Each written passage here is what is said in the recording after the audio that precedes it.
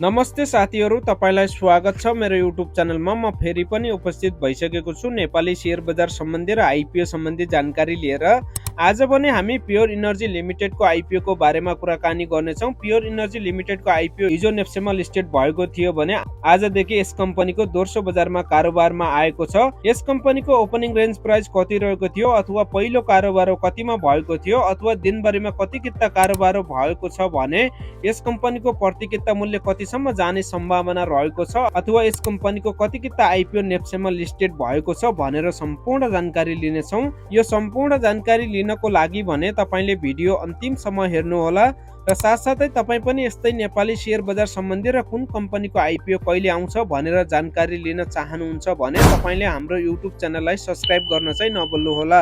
Pure इनर्जीको share कारोबार आज मंगलबारदेखि सुरु भएको छ। स्पेशल प्री ओपन सेसनमा कम्पनीको प्रति किता 289.30 पैसामा कारोबार खुल्ला भएको थियो। सोही मूल्यलाई आधार मानेर अब नियमित कारोबार हुनेछ भने कम्पनीको प्योर संकेतमा चाहिँ नेप्सेमा कारोबार खुल्ला भएको छ।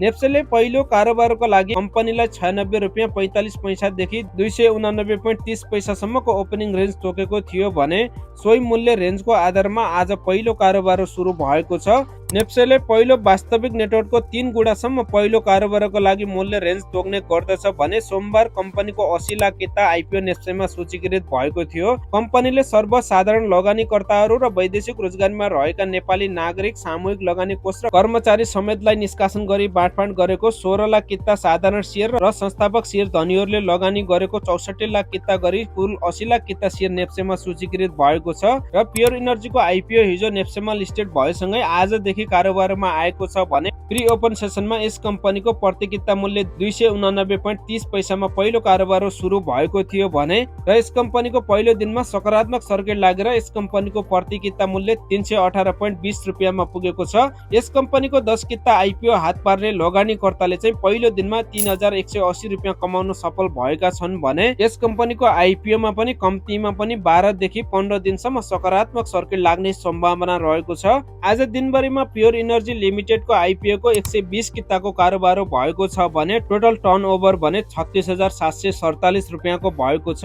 अब यस कम्पनीको आइपिओमा पनि 12 देखि 15 दिनसम्म सकारात्मक सर्किट लाग्ने भएको कारणले यस कम्पनीको आइपिओ हात पारेका लगानीकर्ताले 12 देखि 15 दिनसम्म होल्ड गर्न सक्नुहुनेछ। प्योर इनर्जी लिमिटेडको आइपिओ को प्रति किता मूल्य पनि 1500 देखि माथि जान सक्ने सम्भावना रहेको छ किनभने यस कम्पनीको पब्लिक शेयर जम्मा 16 लाख किता रहेको छ भने 16 लाख किता मध्ये यस कम्पनीले केही स्थानीय बासिन्दाका लागि छुट्याएको छ भने केही चाहिँ सामूहिक लगानी कोष र कर्मचारीका लागि छुट्याएको छ।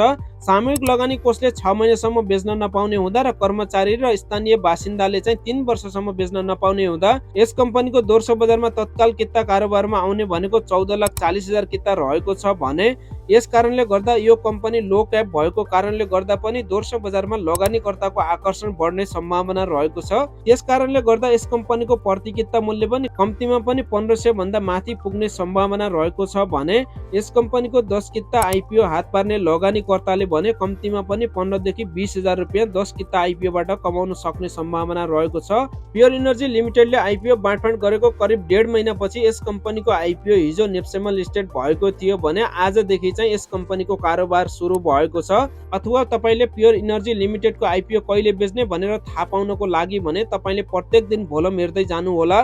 भोलम हेर्दै गएको खण्डमा जुन दिन यस कम्पनीको आइपिओमा नकारात्मक सर्किट लाग्छ अथवा रातो क्यान्डल बन्छ र धेरै भोलम आउँछ भने त्यस दिन चाहिँ तपाईले यस कम्पनीको आइपिओ बेचेर राम्रो नाफा कमाउन सक्नुहुनेछ। तर यस कम्पनीको आइपिओमा कम्तीमा पनि 12 देखि 15 दिनसम्म सकारात्मक सर्किट लाग्ने सम्भावना रहेको छ भने तपाईले चाहिँ जुन दिनसम्म रातो क्यान्डल बन्दैन अथवा जुन दिनसम्म यस कम्पनीको आइपिओमा राम्रो भोलम आएर रातो क्यान्डल नबनेसम्म तपाईले चाहिँ यस कम्पनीको आइपिओ ढुक्क भएर होल्ड गर्न सक्नुहुनेछ भने जुन दिन रातो क्यान्डल बन्छ अथवा धेरै भोलम आउँछ 2-3 लाख किताको कारोबार हुन्छ भने त्यस दिनमा चाहिँ तपाईले यस कम्पनीको आइपिओ बेचेर राम्रो नाफा कमाउन सक्नुहुनेछ। साथीहरू आजको लागि यति नै। तपाईले जानकारी पाइसक्नुभयो प्योर इनर्जी लिमिटेडको आइपिओ दोस्रो बजारमा कारोबार सुरु भएको बारे। यस कम्पनीको आइपिओ को ओपनिङ प्राइस कतिमा भएको थियो, तपाईले कति दिनसम्म यस कम्पनीको आइपिओ होल्ड गर्न सक्नु भयो भने कति हजार रुपैयाँसम्म कमाउन सक्नुहुनेछ, अथवा यस कम्पनीको प्रति किता मूल्य कतिसम्म पुग्ने सम्भावना रहेको छ र नेप्सेमा चाहिँ यस कम्पनीको कति लाख किता शेयर सूचीकृत भएको छ भनेर सम्पूर्ण जानकारी पाइसक्नुभयो। साथीहरू, तपाईँ पनि यस्तै नेपाली शेयर बजार सम्बन्धी र आइपिओ सम्बन्धी जानकारी लिन चाहनुहुन्छ भने तपाईले हाम्रो युट्युब च्यानललाई सब्स्क्राइब गरेर हामीसँग जोडिन सक्नुहुनेछ।